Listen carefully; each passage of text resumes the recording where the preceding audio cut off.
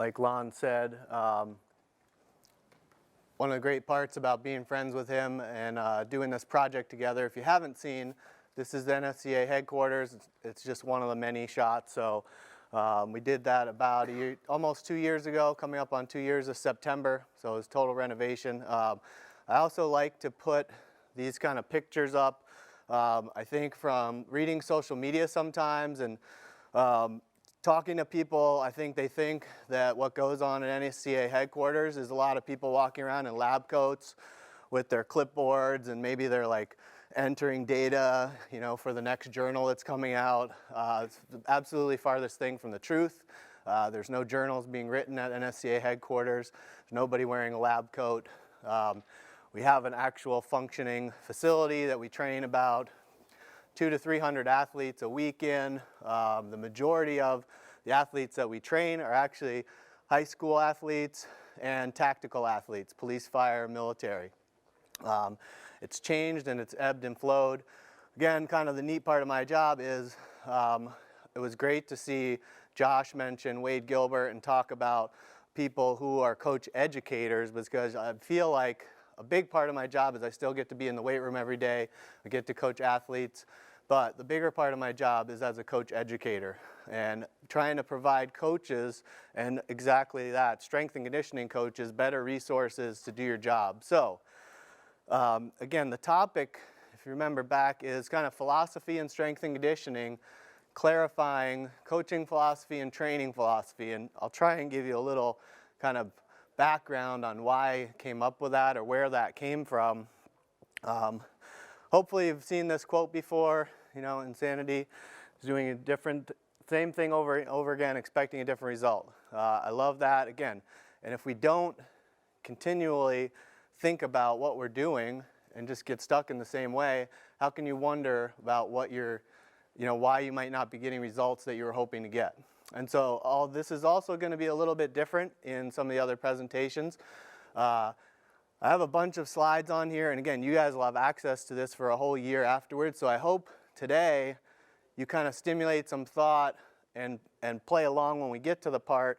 There's some places where it's up to you to write the answers down, because it's totally applicable to you and what your philosophy is and what you believe in. So I might ask some people to shout out some stuff just to kind of keep it engaging a little. People watching the live stream can do the same thing, but I really hope that you go back 2 weeks from now, a month from now, 6 months from now, read it again, print the slides out, read the questions, and think about it a little more critically. Because, I mean, how many people in here have been told or have heard at some time that you should have a coaching philosophy? Right, pretty much everybody. And in fact, the national standards for sport coaches in their 2006 edition, Domain 1, Standard 1, is develop and implement an athlete-centered coaching philosophy. That's pretty basic. Again, that most physical educators know that. If you've done some sort of sports psych, or mostly in your undergrad, probably some people may have done this and created your own coaching philosophy before. The International Sports Coaching Framework, so again, this is an international organization dedicated to improving coaching education. They have this cool kind of performance model, which, includes all different stuff from participation coaching to performance coaching. But look at the kind of the foundation, right? This base triangle. At the center of it, along with professional knowledge, which we all know, and that's why we're here, intra and interpersonal skills, connecting with people, self-awareness, is values, philosophy, and goals to guide our action. So perfect. Let's think about a little bit of just breaking it down. So coaching is basically teaching, okay? I like word clouds now too. It's kind of my new thing, so you're going to see a few word clouds in here.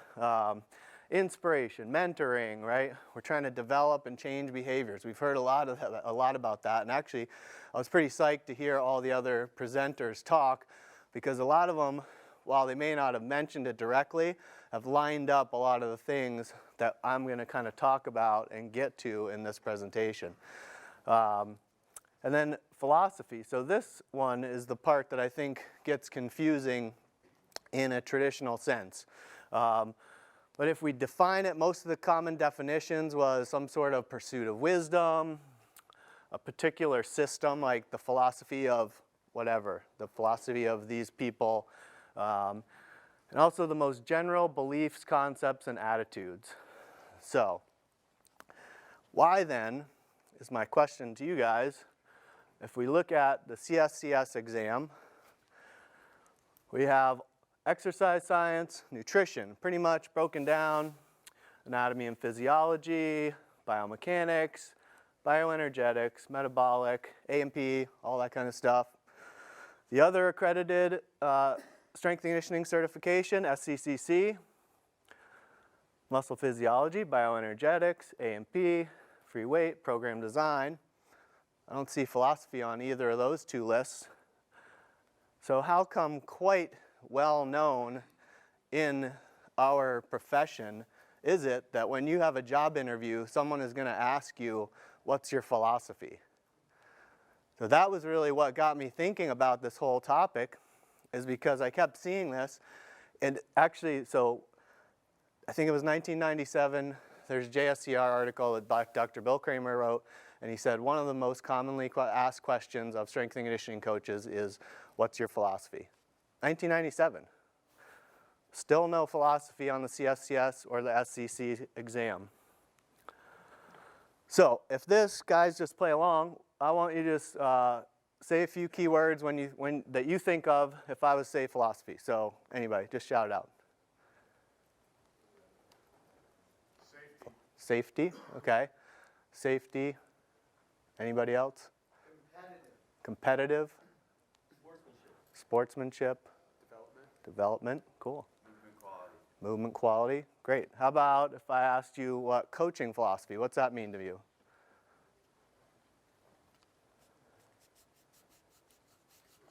Anything different? Accountability. Communication, empathy, cool. Positive reinforcement, awesome. How about if I asked you training philosophy? What comes into your mind when I say training philosophy? Periodization. Adaptation, cool. Rehab, cool. Great. So you guys, like I, am thinking that kind of we're talking about two different things when we're talking about training philosophy and coaching philosophy. And so I think that you have to develop both, and that you have to have an overarching kind of synergistic philosophy that encompasses all of it. But let's keep digging a little bit more. So luckily, someone already did the literature review for us.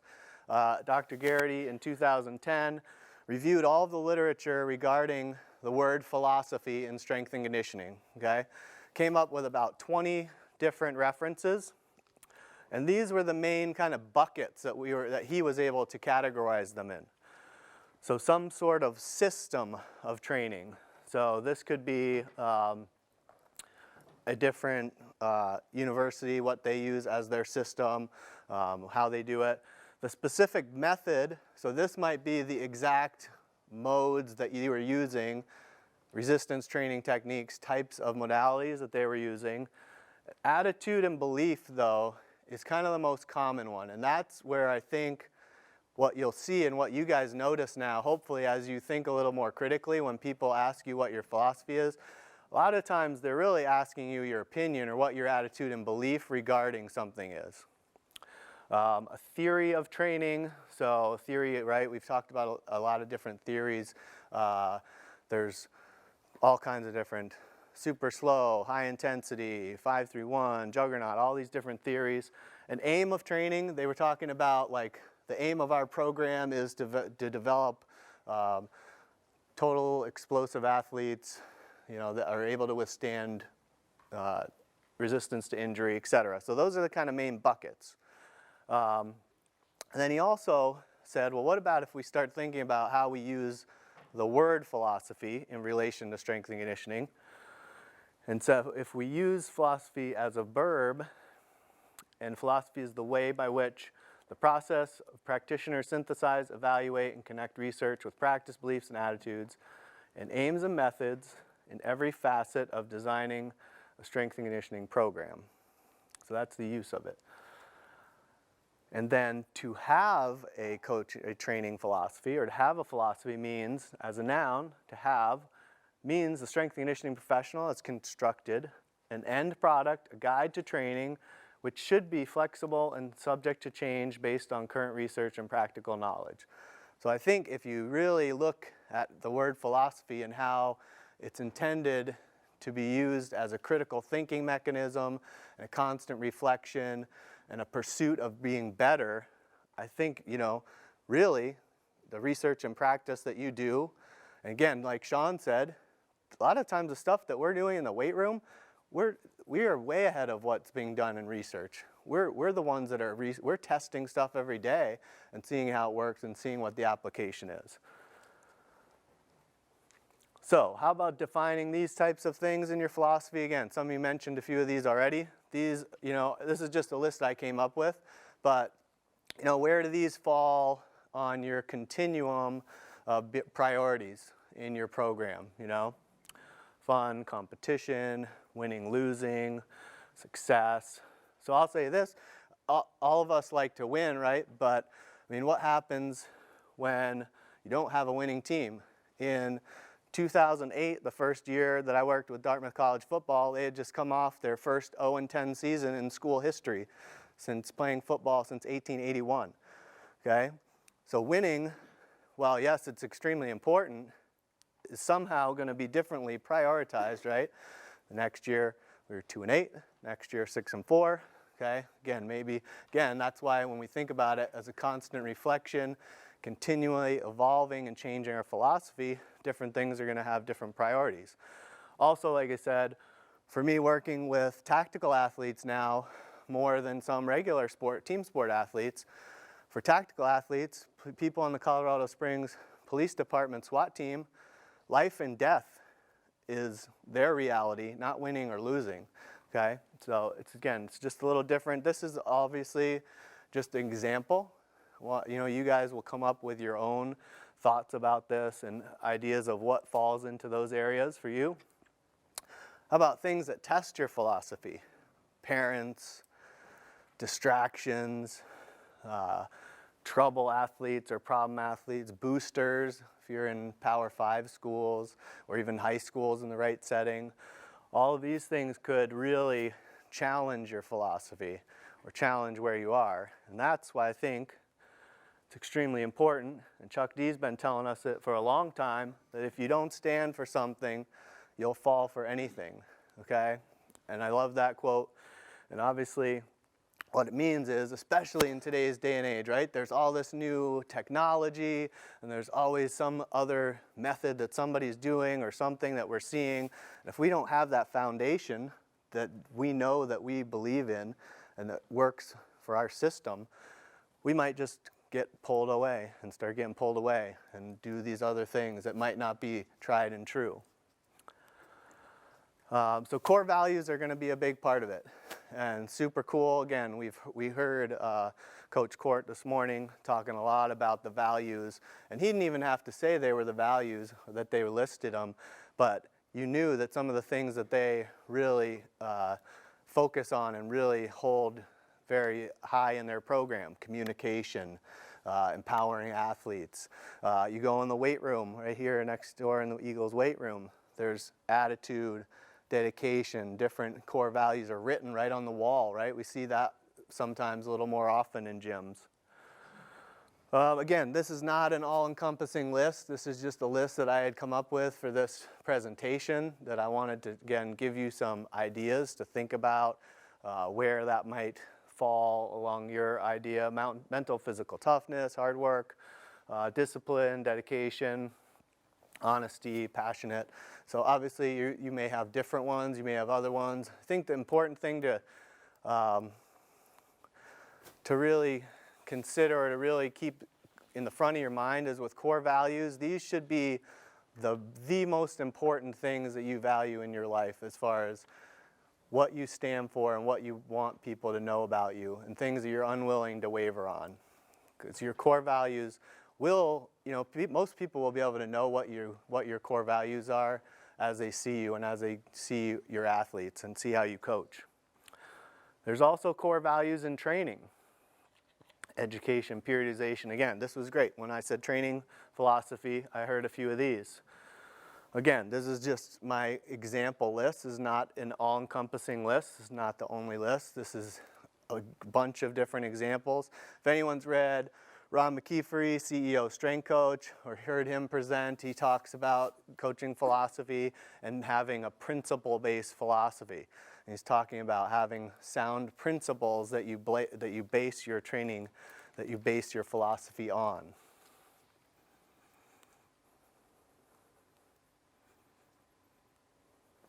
So, another factor that affects where our philosophy comes from, or how we come up with our philosophy, are your beliefs.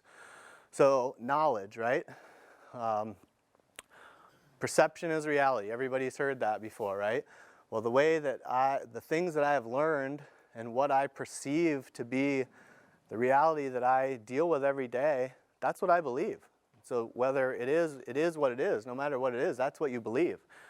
Your environment, right? That's going to totally affect your philosophy. So whether you have a 10,000 square foot weight room with all the bells and whistles, or you have a 1,000 square foot weight room and you have one barbell and 300 pounds of weight, and that's what you have to do to get the job done. Your environment, your future vision, past results, right? How you used a different modality or a different technique to get a result is going to have effects. Other events. Again, here's just another training. This is my training philosophy word cloud. So all the different things that can go into your possible training philosophy, it's huge, right? There's unbelievable amounts of different adaptations and overtraining, GPP, physiology, movement, performance, all these things. Again, a bunch of you guys already mentioned this stuff. All these different things that can go into it.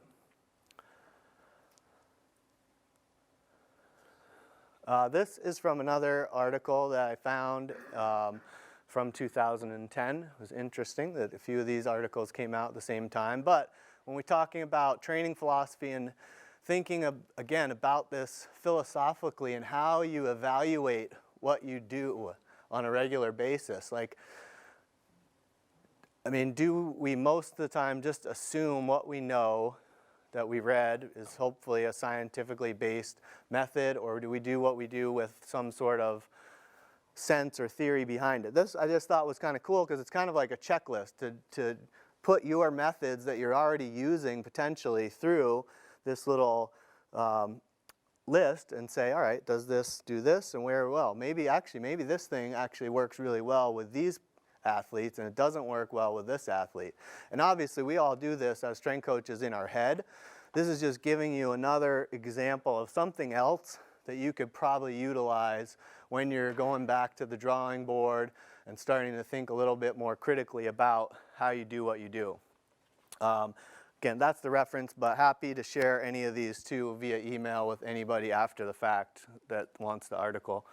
And then this is a chart that I came up with. So again, if we have two sides of the coin, coaching philosophy and training philosophy, I really think that your coaching philosophy is the why of what you do.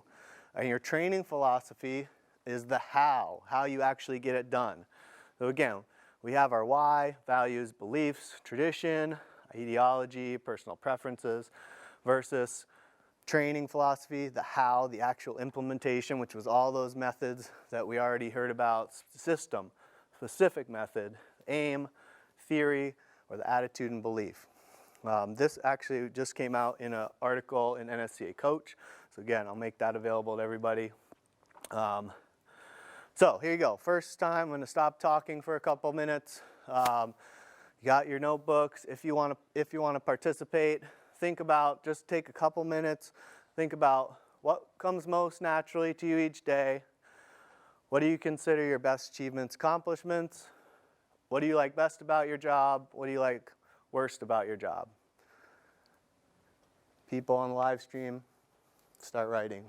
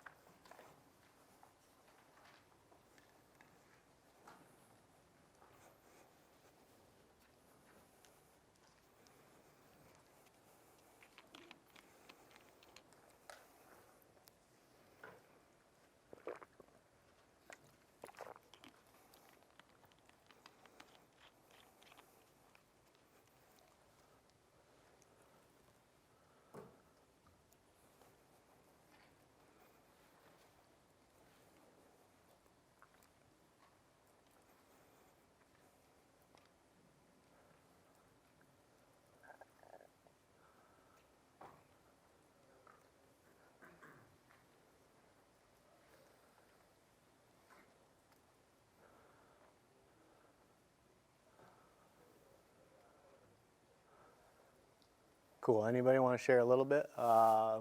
What comes most naturally to you every day? Dr. Skurza, got anything? I wrote down gratitude. Gratitude. Cool. Excellent. Anybody else? Coach, you got one for what comes most naturally? Communication. Excellent.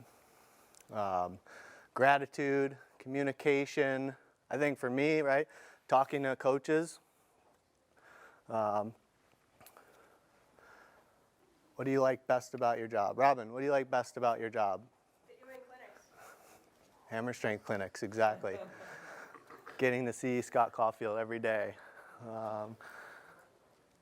So next one, just another one. Again, take a little bit. This is after this, I'll start talking a little more. But three to five, three people you admire most, and why.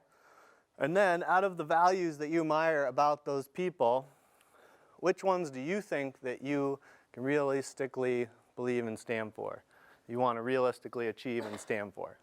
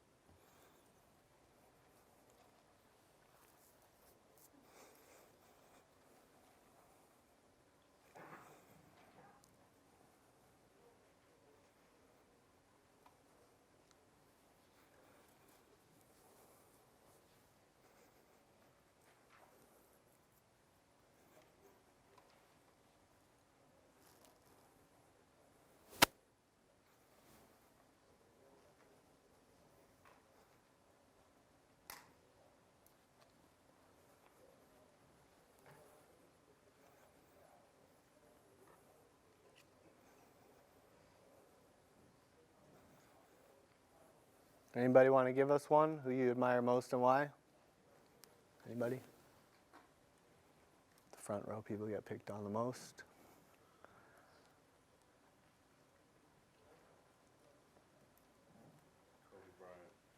Kobe Bryant, interesting one. All right, why? His work ethic and dedication. Work ethic, dedication to his craft. Cool, very cool. So again, think about these, and like I said, you know, this might be something you need to take more time with. You really have some chance to decompress, get alone, think about what you really want to put down for these and the values in those people. So your core values and your beliefs are going to create your core ideology. And really, like I said, these values, and again, what you believe in, this is who you are, what you stand for, and what you're about. And I love this picture because it's from a while ago. This is from, man, I don't know, 5 or 6 years ago at Elite FTS, and I was getting coached by Dave Tate. Steve Goggins is over there. This guy David Allen, and some really seriously great lifters. And I feel like that, like I'm still trying to learn more and get better as a lifter, as a coach, all the above. So I just thought this is really cool because it's a great one for this slide, especially for me, right? And who I am and what I stand for.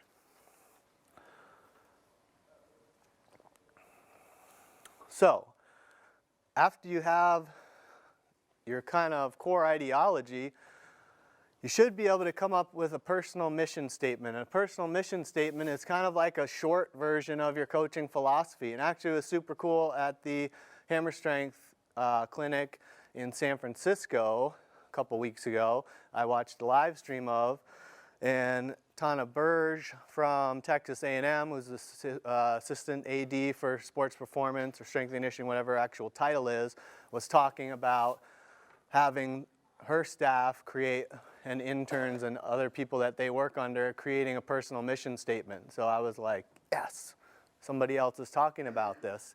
And so I kind of have too. Like when I think about it, when my sole job was a strength and conditioning coach. I was just training athletes. My mission statement, or that I really stood for, was educate, motivate, and inspire athletes to improve their physical and mental well-being through training. Super short, concise, pretty straightforward, and to the point, right? And now, as I think about my job has evolved, really what I do more on a regular basis is engage with strength and conditioning coaches all over the world. And through my job, like I said, at the NSCA, I feel as more of a coach educator, a commitment to strength and conditioning coaches to assist strength and conditioning coaches with the tools and resources necessary to be exceptional at their jobs, to improve awareness of the strength and conditioning coaching profession, and to help create more full-time strength and conditioning jobs across the U.S. I don't have a dramatic slide that's coming up next. So that's just an easier kind of simple way maybe to get yourself started, or once you've developed your coaching philosophy that you're gonna kind of go pull that could pull right out of your coaching philosophy.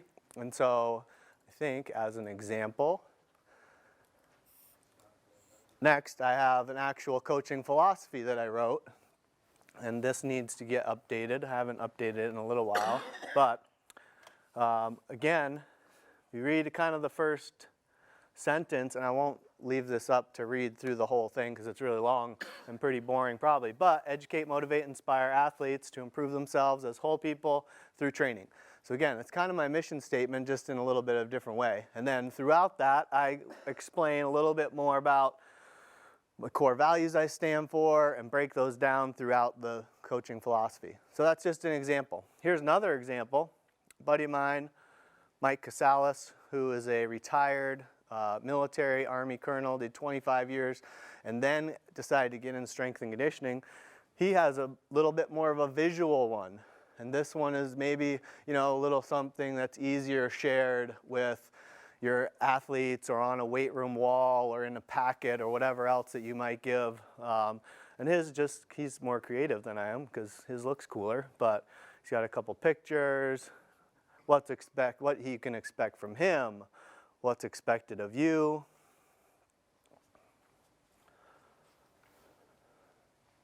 Okay.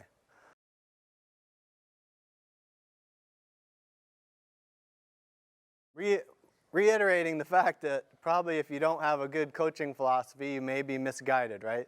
And we know if everyone's seen the kicking and screaming, Will Ferrell really had best intentions for those teams. He didn't know any better, right? But what happens, right, when we have a misalignment between what we say and what we do? And so this is just an example. Like I said, I came up with this example of, so how do we find out? So maybe we say that we value timeliness as a value or something that we hold people accountable for, but then we don't actually hold them accountable if they show up late, or where there's not a punishment for it, there's not a reasoning to back it up. Or attention to detail, maybe that's our value, but then there's consistently equipment that gets left out of place.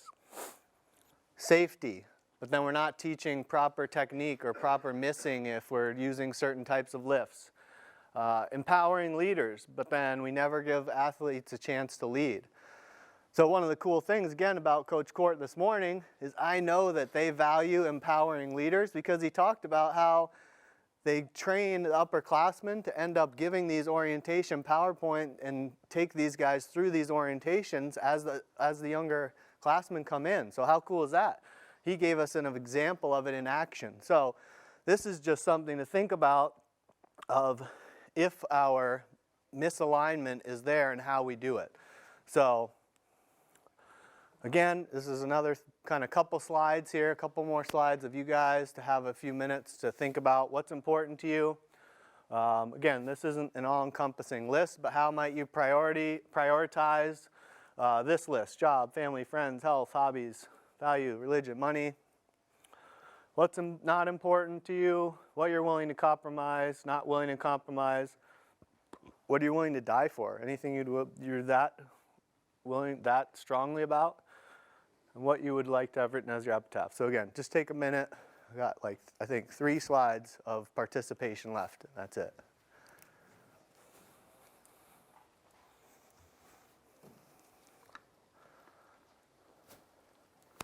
Live streamers, we're watching you.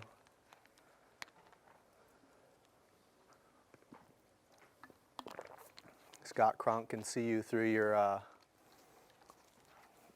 video screen.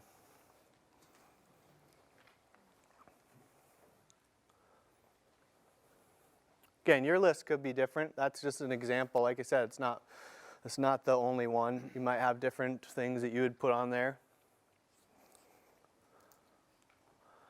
How about why you're here? Why you're wherever? Not here necessarily today. Why you're wherever. Purpose, your fundamental reason for existence besides making money. That should be pretty easy for strength and conditioning coaches because not many of us make very much money, right? So we should have a pretty easy one there. List things that tell you what you're on, how you know you're on purpose every week.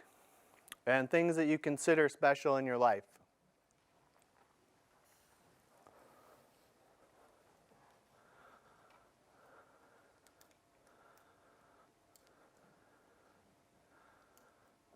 Things that you consider or that you do throughout the week to let you know you're on purpose. So that one hangs people up sometimes when I talk about it, but like, so stuff that I would say that how I know I'm staying on purpose during the week is consistently training, talking to other coaches on a regular basis, reading or learning or seeing some sort of video or going to some sort of clinics, continuous search for new information. And again, yours can be entirely different than that. I'm just giving you some examples.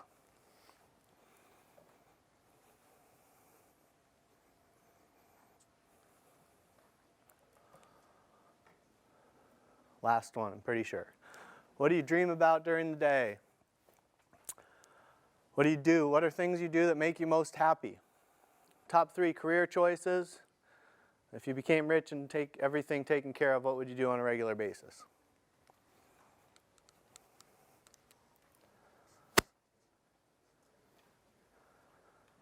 And again, I would think outside of the box a little. Obviously, coaching athletes is probably a top answer for all of us, but what else makes you happy? What makes you happy besides coaching athletes?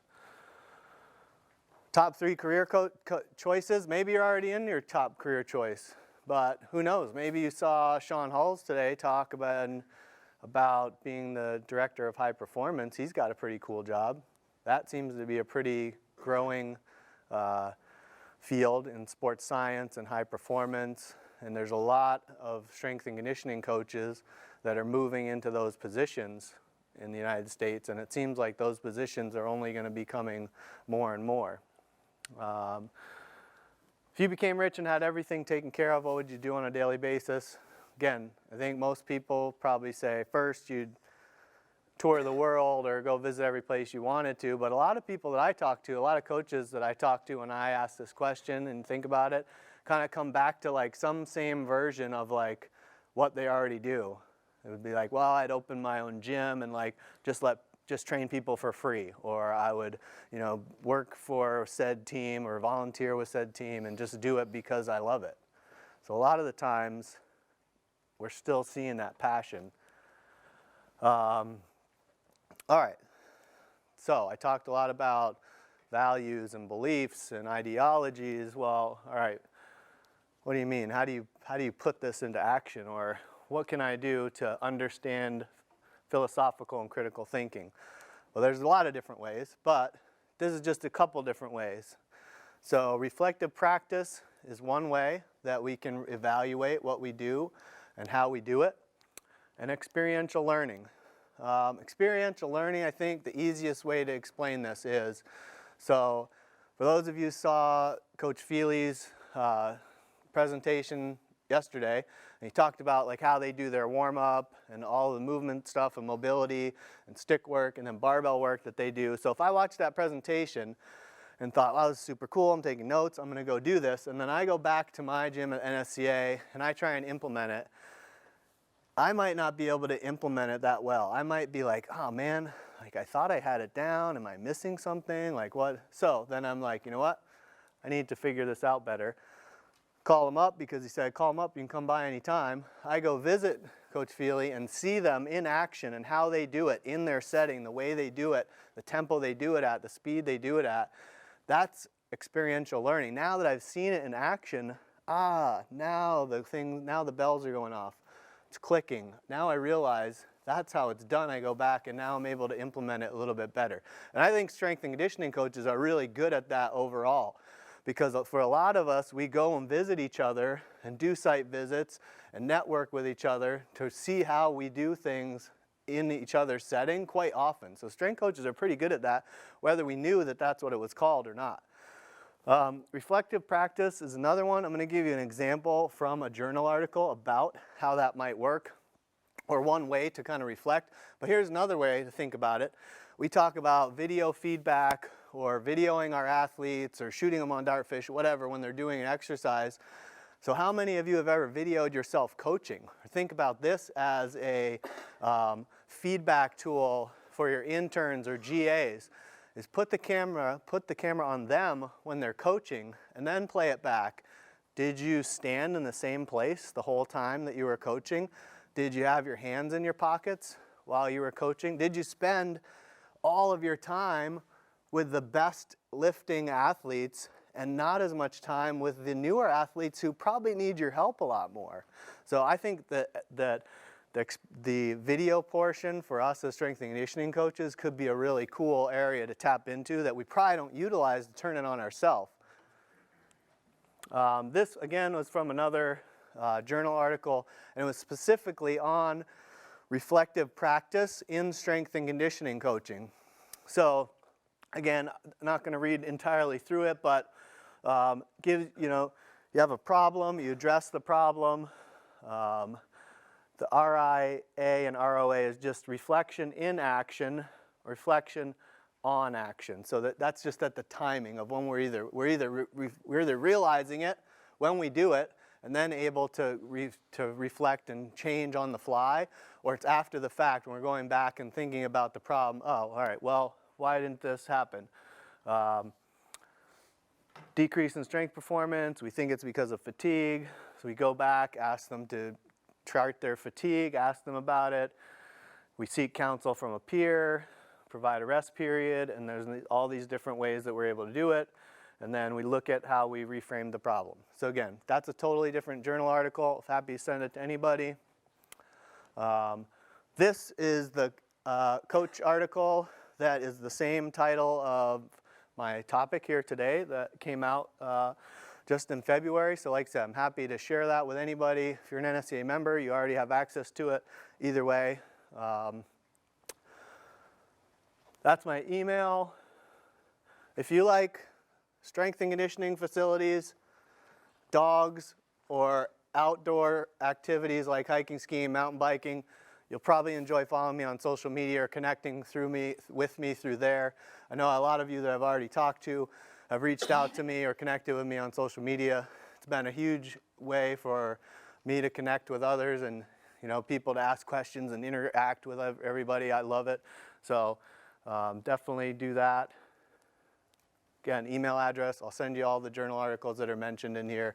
I also have a list of references at the end if you really want to go through it all. There's a ton of information on reflective practice, experiential learning, mentorship and coaching.